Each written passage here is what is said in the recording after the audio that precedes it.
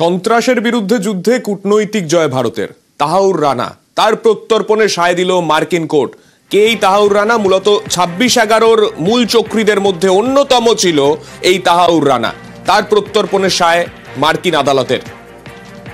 আমাদের সঙ্গে আমাদের প্রতিনিধি মৈত্রী রয়েছেন। মৈত্রীর কাছ থেকে একটু বিস্তারিতভাবে জানবো। মৈত্রী, যদি আন্তর্জাতিক ঘটনা প্রবাহ আমরা দেখি, সেখানে দেখতে পাবো সবেমাত্র ট্রাম্প শপথ নিলেন, তারপরেই এই কূটনৈতিক জয় ভারতের। সেই জায়গায় দাঁড়িয়ে ভারত মার্কিন সম্পর্কের ক্ষেত্রে এই বিষয়টা কতটা গুরুত্বপূর্ণ হিসেবে দেখা হচ্ছে?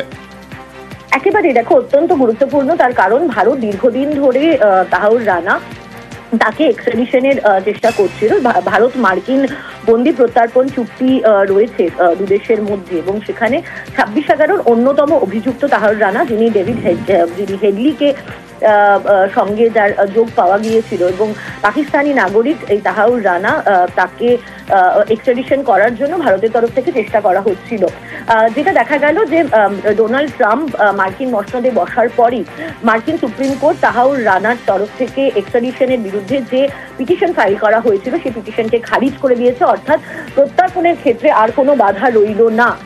এবার ফলে সেই জায়গায় দাঁড়িয়ে দুই দেশের আন্তর্জাতিক সম্পর্কের ক্ষেত্রে এবং ভারতের যে সন্ত্রাসবাদের বিরুদ্ধে লড়াই, তাতে বড়সড় কিন্তু কূটনৈতিক জয় এটা দেখা হচ্ছে। এবার দেখা যে তাহাউর রানা কতদিনের মধ্যে ভারতের হাতে এসে পৌঁছায়। ধন্যবাদ মৈত্রী।